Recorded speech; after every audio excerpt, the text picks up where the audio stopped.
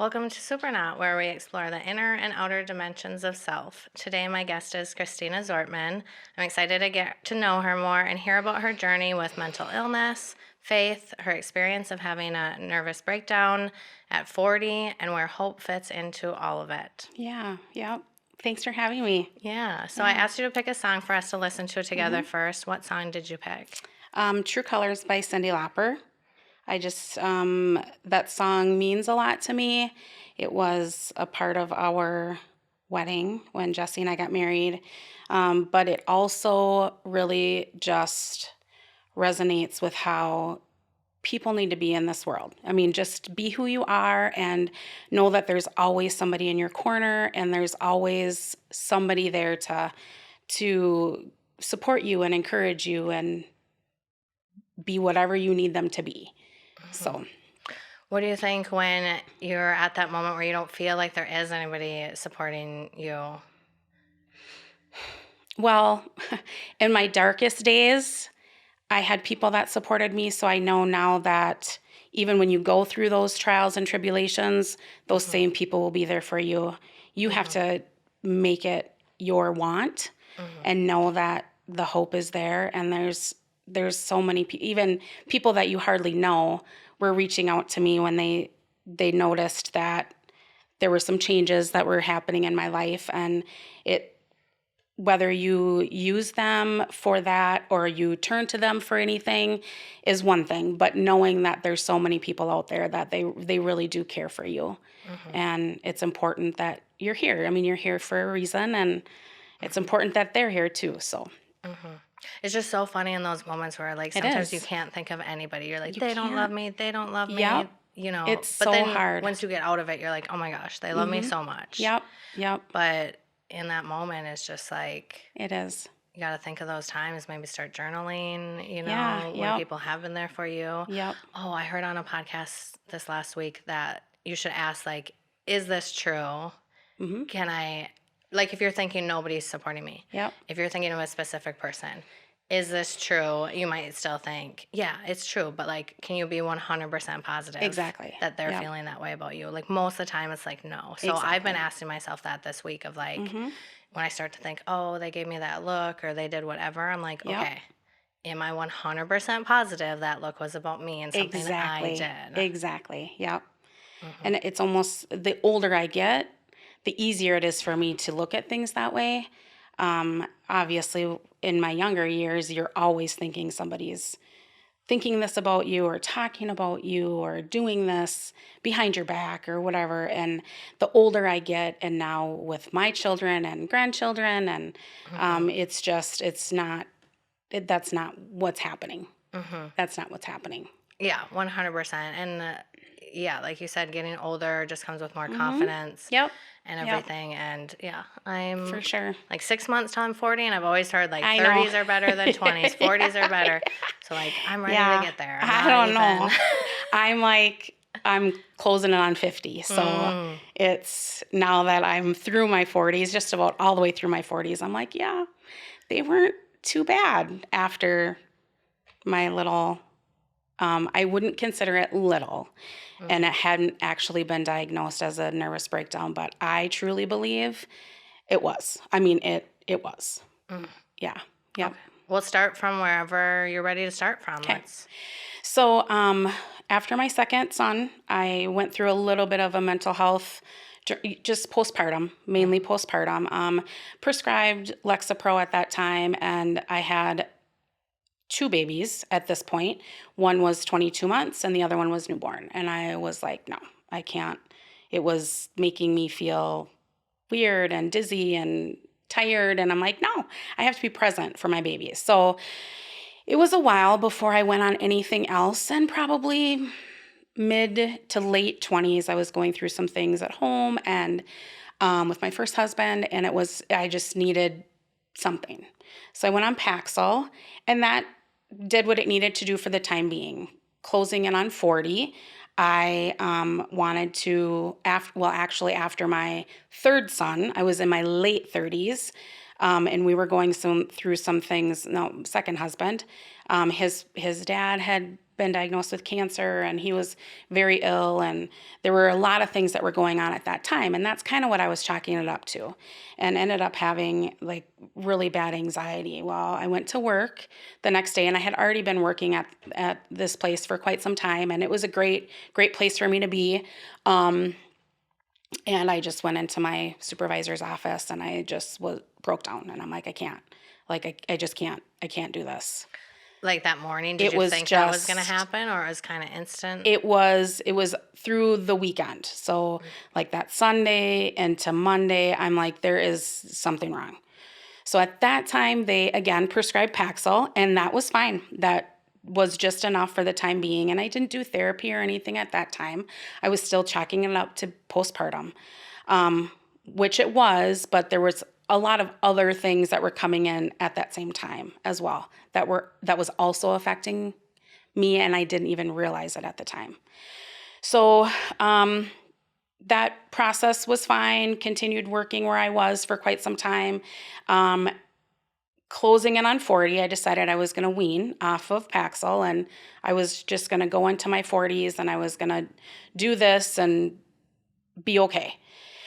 And I was for a little while, weaned successfully, turned 40, things were fine. And then there were some other things that had happened within my family, and it just, I left the bank where I had been working for 12 and a half years.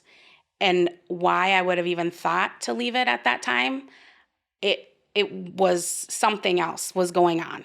I didn't even think of it. I didn't think that there was something else inside of me that was happening mentally, emotionally. I just left. I left. I found another job that was going fine, and then it hit me like a ton of bricks. Couldn't function at home. Would wake up with anxiety to the point where I was vomiting in the morning. I wasn't there for my kids, and I know I wasn't there for my kids. I'm so fortunate that my husband was as supportive and encouraging at that time. I mean, he always is, but more so at that time when I truly, truly needed him to be. I could get up and got ready for work because I knew that that's what I needed to do. And throughout the day, work was fine. But as soon as it was, and I was still having anxiety attacks at that time as well, going to therapy, I didn't quite find the right therapist at that time. Went to the doctor. They prescribed Celexa. And then also the doctor that I had seen, a blessing at the time, had also done the DNA swab, the cheek swab. Well, I had been on Celexa for 6 weeks, and I just kept telling myself, it's going to get better. It's going to get better. It's going to get better. It takes about 6 weeks for it. And I was still not getting any relief at all.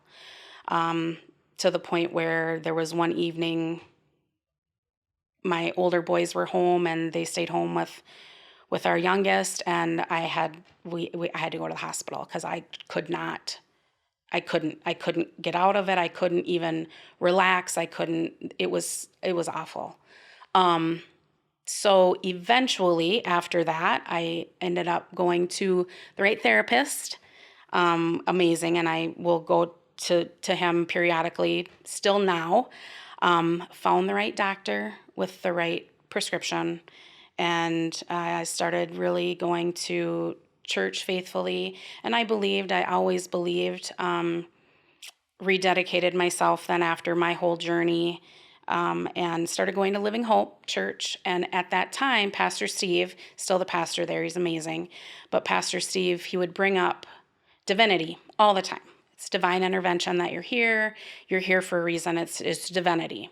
I finally found the doctor that I prescribed with what I'm on now, and soon as she walks in, she's like, well, it's divinity that you're here. Like it's a divine appointment that you're here. And I'm thinking, okay, this is, because at this point I'm still on this Alexa, and she's like, she found the right med for me, and I continued to do therapy. And within about 3 days from being on that new medication, I was starting to feel like myself again. But during that time, it was so dark. It was so difficult. You're questioning yourself.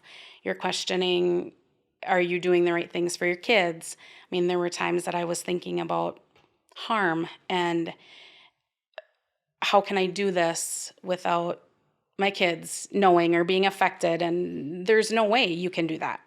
There's no way. So I just kept praying and praying and praying. I'm like, there's got to be hope. There's hope. I know there's hope. So I just did not give up the hope. And I heard one time, that's the only time I've ever heard the Holy Spirit, but it was at a time when I was completely vulnerable and just by myself, laying in bed still. My husband had taken our son to daycare, and I was still laying in bed, and I just started crying. And he came back in before he left, and he's like, "Are you okay?" And I said, "Yeah, I'm good. I know I'm gonna be okay." I just knew I was gonna be okay because he told me that you're not alone. You're not alone, and there's hope, and you're not alone. That's all I needed to hear was I wasn't alone. Because there's times when you feel so alone. You feel like you're the only one that's going through what you're going through and experiencing, but you're not. There's so many other people that experience the same things on many different levels. But there's people there that you can turn to and there's people out there that will help you in any way. I just ended up finding like I said, the right doctor at the time. And she found the right med for me. I went back 3 weeks later to see her for a follow-up, and she walked in and she just was shocked. She said, "I'm going to be perfectly honest with you. When I first saw you, I had anxiety when I walked in the door because I had so much anxiety built up, and it was anxiety brought on by depression.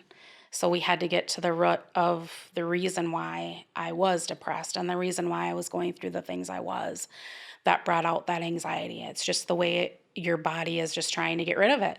How am I going to get rid of the depression? I mean, from the outside, I seemed happy and everything was fine. And then I started making these changes that made no sense, like leaving a job that I had been at for 12 and a half years and that stability. And other than that, I mean, there were some other things, but nothing major like that. That was the main thing, was that I left that job. And I'm thinking, why would you do that?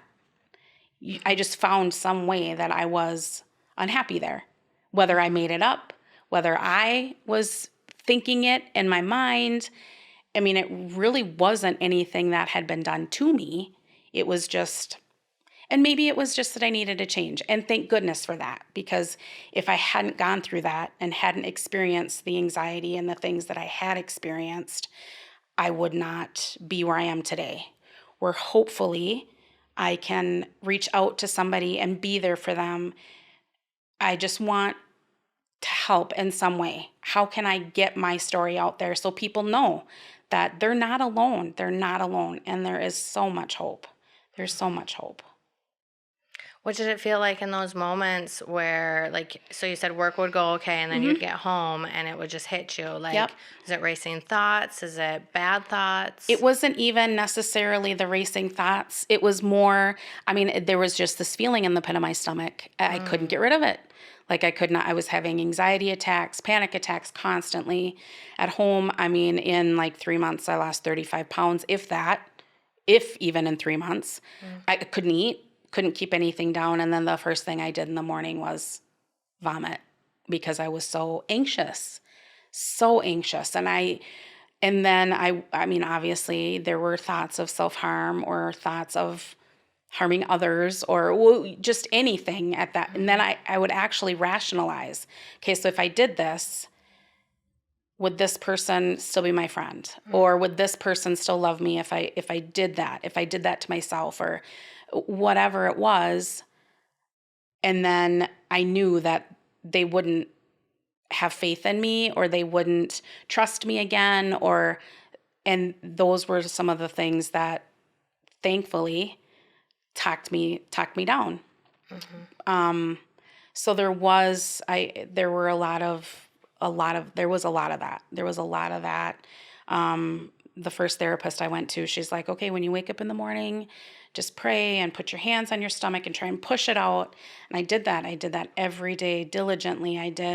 I researched how can I do this? So I was so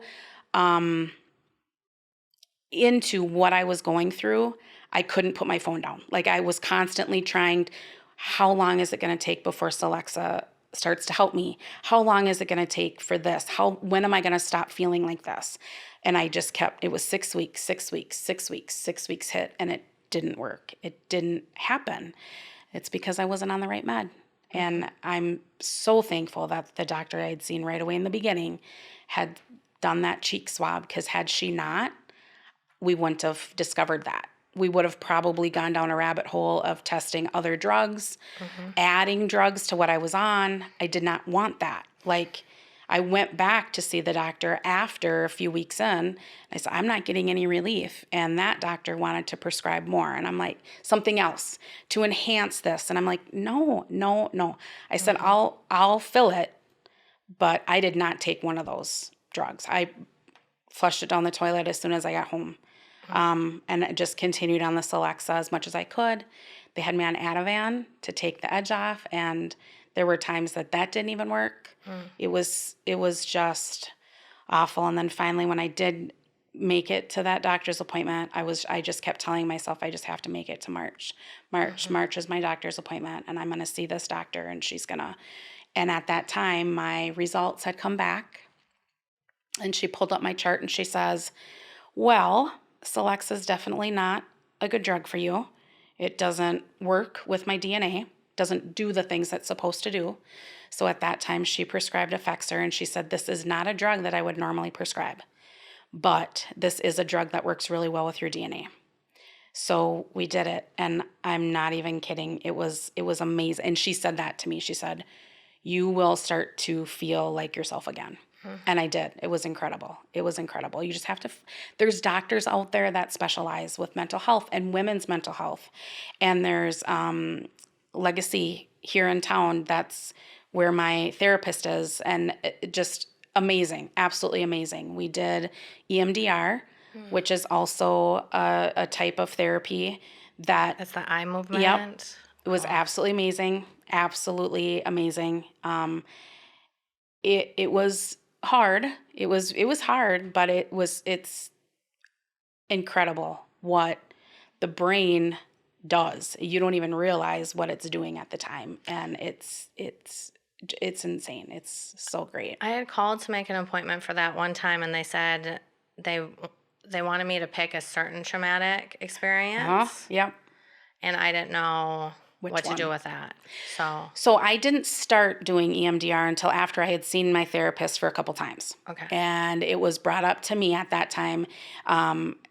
He had said, I feel like you're a candidate for EMDR.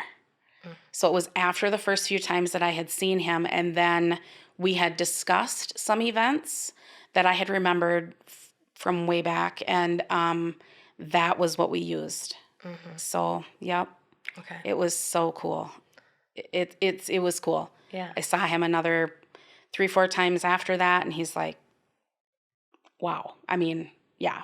And he worked really closely with Janet Wilkinson, was the doctor I had seen when I was prescribed the right med, and some other doctors that I had seen that he was working very closely with at the time, and just specializing in mental health and women's mental health. And looking back on it now, it was probably a little perimenopausal as well. I mean, all those things can cause the anxiety, but there was a reason why it came to the forefront when it did. And there was a reason why I had to go back and tackle some of those things at that time. And I'm so, so fortunate and happy that I did that at the time. Yeah, so many good things in this. Like there is. Finding the right therapist. As I'm on my third or fourth since becoming an adult, and this one I think finally gets it. Like I've only had 2 or 3 sessions. Third one's maybe tomorrow. Yeah. But yeah, such a game changer. And then finding the right medication too. Today I had a ADHD assessment, and I was so believing that I was going to be positive for Mhm. it, and Yep. I You're wasn't. not. And Yeah. it's been a really rough day because Mhm. now where do I go? What do I start? Because Exactly. they say like a lot of these symptoms can be from anxiety. Mhm. So, but it's overwhelming. It So, is. but this gives me so much hope. I'm glad because that's really Hmm. what I wanted. And there's so many. I mean, the first 6 months that I was really dealing with it, I would go to church and I went by myself because it was something that I had to do on my own. I Hmm. had to get the help that I needed, and in order for me to be there for my family, be the right mom, wife, employee, daughter, sister, anything, I needed to get to the root of what was going on. And I wanted to do these things on my own. And um, plus, it gave me worth at that time. Mm. It helped me feel more worth. So every Sunday, I would go to church and I would bawl. I would just sit Mm. there and bawl. Hmm. And there was one Sunday and I knew people that went there, and some very good family friends from when I was younger, and went there. And I just sat. They were all gone, and I just sat in the pew one Sunday. And one of my friends, she still goes to that church, and she came over and she said, "I just feel like there's something bothering you." And at this time, I had started the new medication.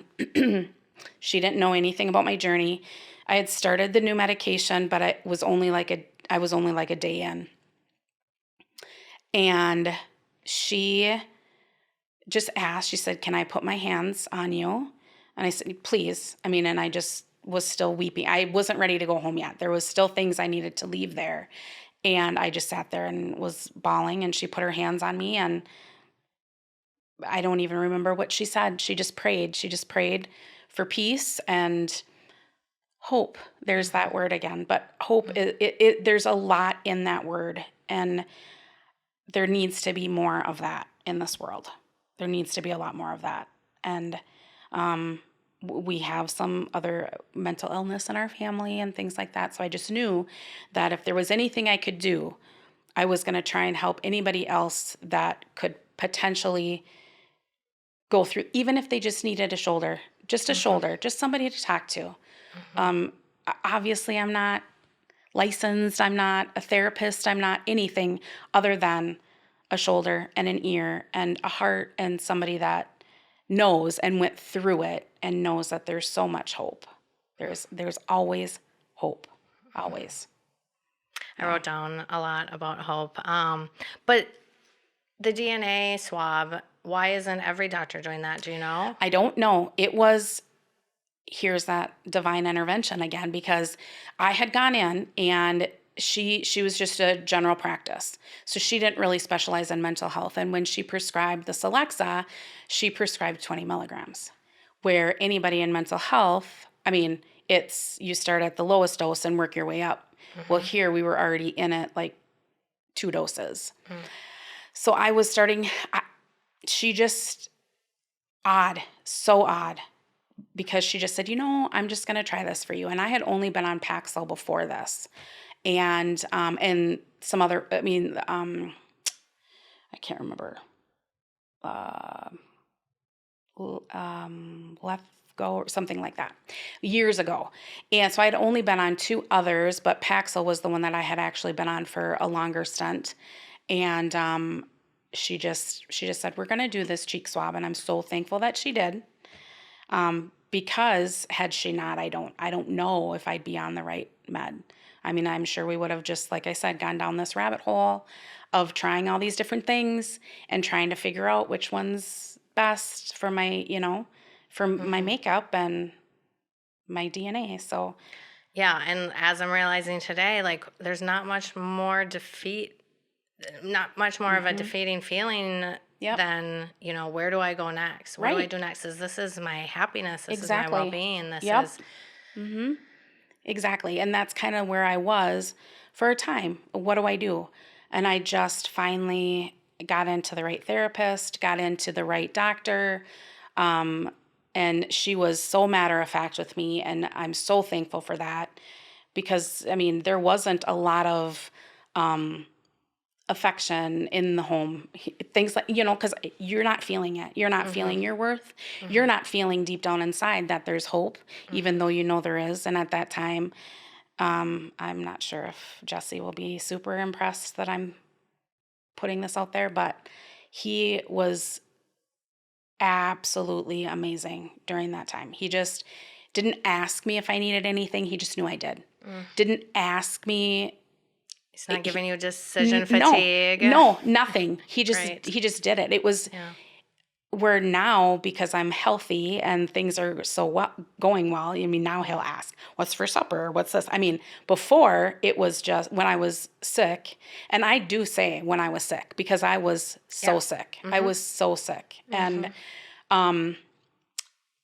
he just did it. He just did it. There was no. He knew that I needed that time at church. He knew. He didn't question me. He didn't ask me, "Are you sure this is nothing?" He just let me do and let me be and let me do the things that I needed to do, and then support me and encourage me from home.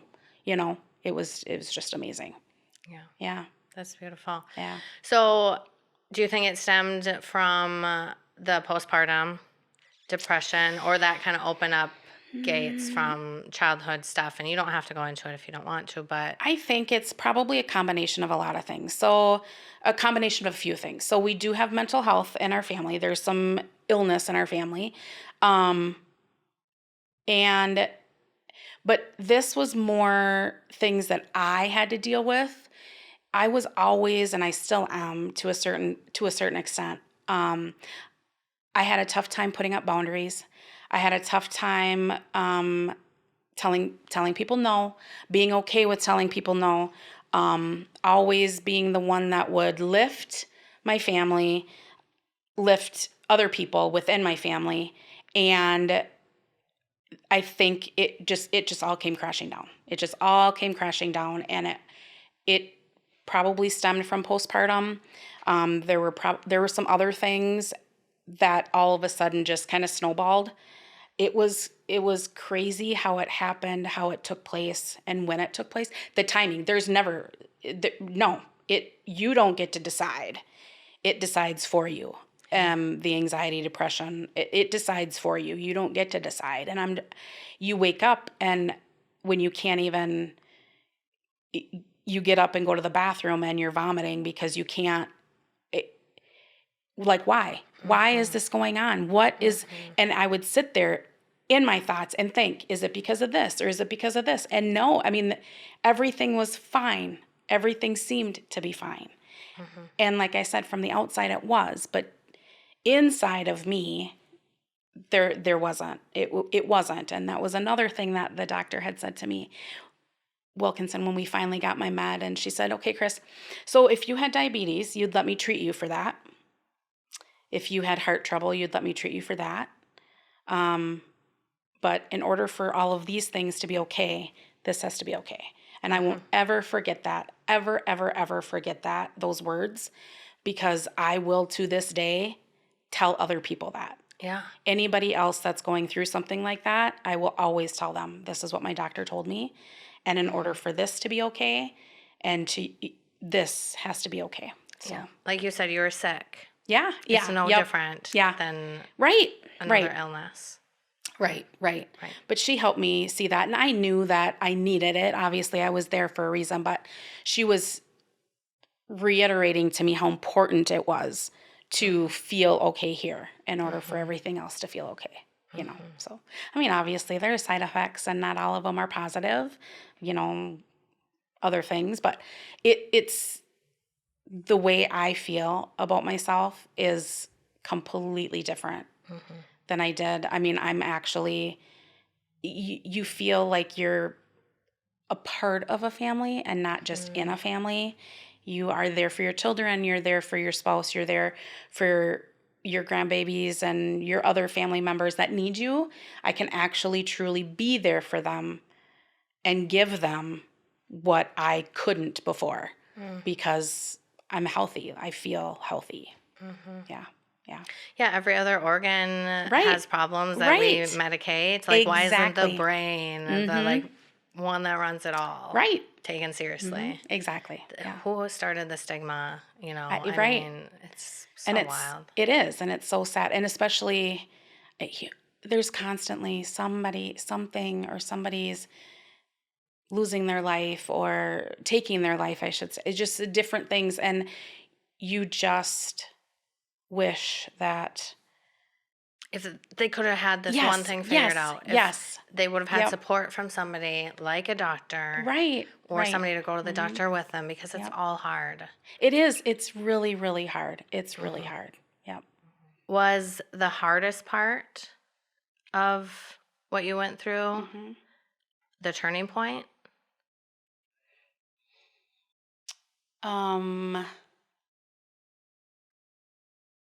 Yes. Yes. Looking back, yes. I've never been asked that question. That's a really good question, because the hardest part is when, or for me at least, I you had to I knew I had to do it. Like, I knew I still had kids, like a husband and a house and a job. I still had to. You still have to get up the next day. You still have to do these things. And when I got to I mean, it was a process, obviously, but in my sickest, I just knew that I had to keep trying. I had to keep trying and find that right person, the right doctor, the right church, the right therapist. I had to find all of those things. And I'm so thankful that I did. I'm so thankful that I hit that spot or that place in my life, because I would not have gotten to where I am today. Because I've learned a lot from that too. And I've created a lot of amazing things out of that time, on how to. This is kind of a crazy thing. So this is one of the things that I was researching when I was sick. And I do it to this day. I turn my phone upside down at night.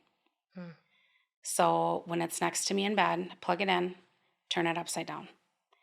And I've actually passed that on to my boys, because I'm like, do you have your phone next to you? Yep.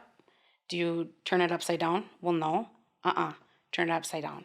Because then it's like, it's out of sight. You're not going to see it. You can always turn it up if you're expecting a phone call. Just turn it up, but you don't need to see the light. You don't need that distraction. You don't need that anxiety or anything else to add to it. So still to this day, I do that every single time I even put my phone down. I turn it upside down. Yep. Yeah, those Just little things. Little things. That Yep. make huge differences. They do. And especially something like a phone, where our brains did not have this up Right. until now, so Yeah. it does not know how to respond. Yep. Yep. It sounds like, I mean, the two main things are therapy and finding the right doctor, but is there one thing in those things that you are most thankful for, would put the most credit towards? Oh boy. Well, finding the right medication, obviously, but EMDR was such a positive. It ended up being such a positive part of my therapy, that I would highly recommend it for anybody going through a tough time. Yeah, just Cool. yeah. I got to nail down that. You do. That moment. You do. Yeah. Yeah. And it could be a number. I mean, like for me, it was just one that kept coming up. And I'm sure there's others as well. But it was one that kept coming up to me, and also finding the right tools. So when I started going to the right therapist, and he would give me tools on how to, when I started feeling myself having an anxiety attack, what can you do? How can you get to a point where you don't feel like you're going to have a heart attack or feel like you're going to pass out or whatever, and you just make your butterfly shape with your hands and just pat them on your chest. So that's still something that I use periodically, not so much now, because when I do have an anxiety attack, it's so minimal, and it doesn't last long, and I know how to calm down and come out of it. And Yeah, but those are just some tools. But still, the one every single day, my phone is always upside down. Always. Yeah. Great. Yeah. Okay, well, let's get into hope. So I was really excited when you said the word hope because hope keeps coming up for me the last couple weeks. So Yep. it's like this divinity thing. Yeah, see? Um, so I did a deep dive, Yep. and the word hope comes from an old English word, hopa or hapa. I'm not sure how to say it, but it means confidence in the future or expectation of something good. Related forms are found in Old Norse and Middle Dutch. At its root, it's about looking forward with trust. I like that. And in the Yeah. Hebrew Bible or the Old Testament, it translates to tikva. I'll have to ask my Jewish niece and nephew if I said that right. Tikva. Yeah. Uh-huh. Expectation, cord, something you hold on to. Mm-hmm. I like that thought of Yep. hope is something that you hold. Yep. Buddhism doesn't emphasize hope as much as other religions since attachment to expectations can cause suffering. So it leads on Sure. faith instead. Mm-hmm. Hinduism suggests true peace comes when hope rests in the divine. Mm-hmm. That's, I feel like, kind of where you put your hope. Yep. And this is the way that I've been thinking about it. This is kind of where that showed up. In Greek mythology, hope is the last thing left in Pandora's jar after all the world's evils escaped. And it's debated whether that makes hope a blessing or a curse. Is there comfort in the suffering, or is it a prolonged pain? You know, because I've wondered about hope. Like, is hope healthy or not in some ways? Sure. Yep. Yep. So Stoicism warns against too much hope since it ties you to the things outside your control. Better to cultivate acceptance. But I think hope is on a way higher frequency or vibration than a lot of other emotions. Yep. So I think it's such a healthy word to ponder on and use. Yep. Big AI person. So I asked AI after all of this, what do you think about hope? And it said it feels like it's a bridge between the present moment and a future possibility. It's not naive and it doesn't deny suffering, but it insists that suffering isn't the end of the story. Right. And Yep. I loved that. Yeah. It said what makes it so beautiful is that it can be deeply personal and collective. So you can have hope just for yourself, or Right. like as a nation, you can have hope. Right. Yep. It's life-giving. It's a life-giving force, fragile but transformative. And then I had to send me a bunch of quotes, and the couple that I picked that I liked the best were Martin Luther King Jr. said, "We must accept finite disappointment, but not lose infinite hope." And I like that because, every day there's going to be things that disappoint us. Right. Right. But hope as the overall. Right. And that's like the accepting where it talked about in Hinduism and the balance. And because I don't like winter, and I've talked about that, this is the other quote I picked, which I love this one. I want to put it on my mirror. Seamus Heaney said, "If we winter this one out, we can summer anywhere." Yep. Yep. And that's really kind of how I feel, because that was kind of the same thing. I mean, it's just it really is. At the time that you're living it and you're in it, it feels like it's forever. But now that I'm going to be 50 next year, it's such a short moment in my life that has given me so much joy. So much joy and happiness after you make it through the winter, Yeah. Would you go back and change it? No, I would not. No, I wouldn't be who I am today if I didn't go through that trial. And I feel like there was more strength in our marriage during that time. I always thought that our marriage was pretty strong, but then when you see different parts of your spouse, your husband that you hadn't seen before because he was just being this person that I needed him to be, it has definitely created a whole nother strength. My boys, my older two boys were old enough to know what was going on. They were in their teens. And I think they have, they know that it's okay. It's okay. You will be okay. And there is hope, because I told them, I mean, I spent a lot of time with them because they were at the point where I could actually talk to them about certain things, obviously not in detail, but they knew that something was wrong. They knew that mom was off, something's not quite right. And it was important for me to share that with them, because they may go through a time in their life, and they know that they can come to me. Yeah, they can go out into the Yeah, world now knowing right. how to help other people, knowing how to help Yes, themselves. right, Don't stay quiet about it. And yeah, right. you would have never gotten to see this beautiful side of Jesse. Right, right, right.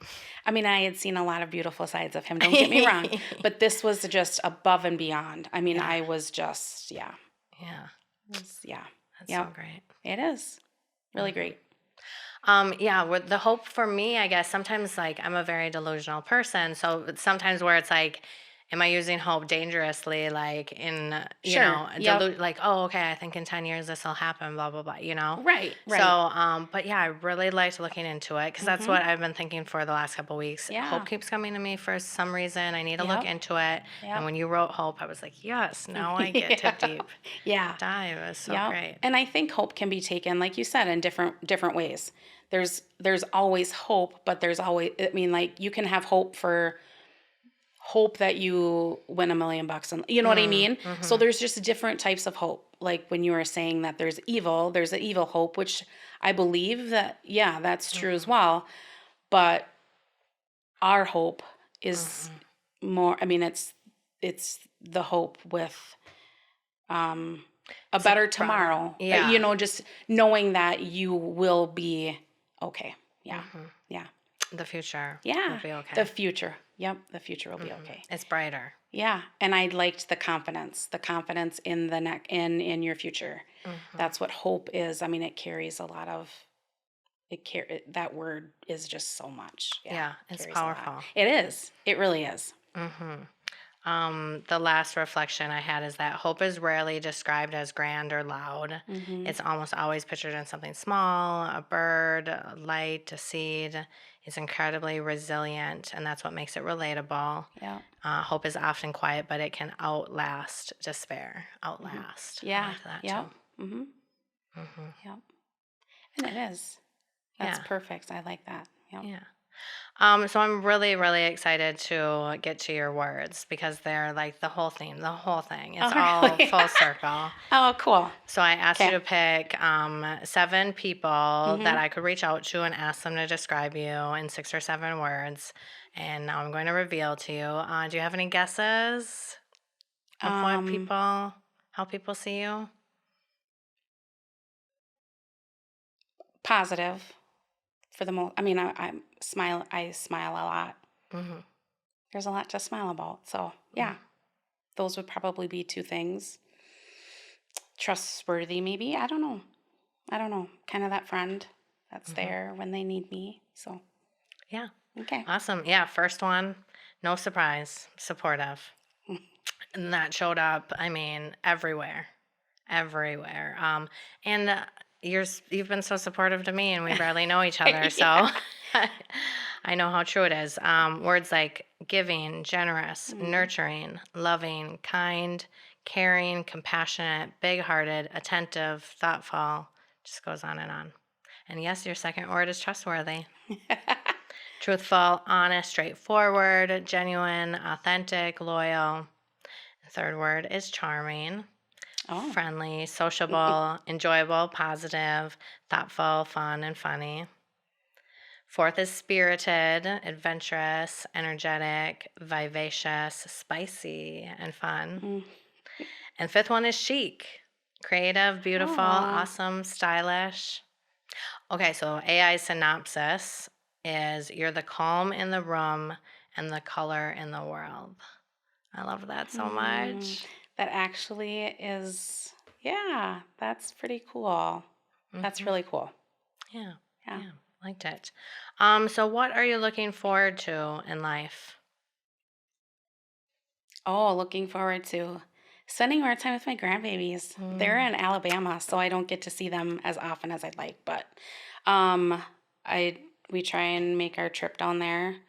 We were just down there in July, and I was down there in April, and I'm going back down there in a few more weeks. So Nice. looking forward to watching our youngest boy. He's in 7th grade now, so he's doing the football thing and all that fun stuff. So it's Hmm. super fun to see him. Yeah, and my older two boys were 22 months apart, so I almost feel like I missed out on a lot of, not really missed out on a lot of things with them because I was always there and present, but you, like our youngest, he's like an only child. So you're really in tune to the things that are going on in his world. Hmm. And my older two boys, they had each other. Hmm. Where, I mean, our youngest is, he's ours, and Yeah. we like to spend time together, the three of us, and do our little adventures and yeah, stuff Yeah. like that. So Very different dynamics. it is a very different dynamic. Yeah. Hmm. Yeah. Hmm. Awesome. So, what is something that you do right now that you hope your grandkids do when they're your age? Speaking of grandkids. Something that I do now. Smile. I smile a lot. Yeah. There's just always try and have a positive outlook on things, and there's going to be negative and there's going to be bad things that may happen to you daily, but what if, like, what if that didn't happen? Or would you learn from it? What Hmm. did you learn from it? Just make sure you continue to have an open mind and smile. Hmm. Smile. Yeah. Some days, do you have to make yourself smile? Do you have to Oh, yeah. purposefully think about it? Oh, yes. I'm not a morning person, and Mm, I'm not a Monday person. same. But one of the things that Jesse reminds me of when I say, oh, it's a Monday, he's like, well, remember Garfield? Garfield didn't like Mondays either, and John always made lasagna on Mondays, which was Garfield's favorite. So Hmm. I'm like, so those are the things. I'm just like, seriously, I don't want to think about Garfield or lasagna, but Yeah. Do good you one. make a fun meal on Sundays then, or get fun No, food? Or on no, Mondays? Yeah. no, never, never. It's just him saying Mondays aren't bad. Without Monday, Garfield wouldn't have gotten lasagna. Yeah. We You wouldn't know, know that fun we story. wouldn't know that fun story that he shares with me just about every Monday when I complain that it's Monday. Yeah. I get Yeah. the Monday blues. So, Yeah. yeah. Mondays and Ah, mornings, same. yeah. Don't like them. Yep. Me either. Me either. Yep. Anything that you do that you hope your grandkids don't do when they're your age? Oh, I hope my grandkids like Mondays and mornings. Yeah. Good. Yeah. I That like that. is, that's, I, it's just not always fun. They're just not Hmm. always fun.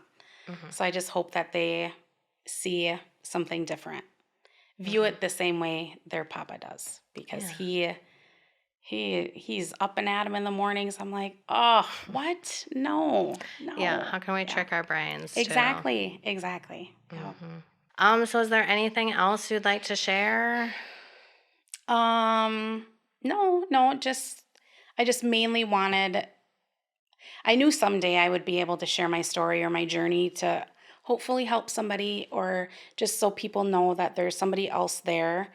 You're not alone. You are not alone ever. You're not alone, and there's always hope. And yeah, Hmm.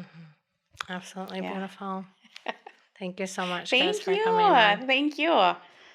I was so nervous, but now it felt good once I started talking. So Yeah. yeah, thank you for having me. It was great. Good. Thanks.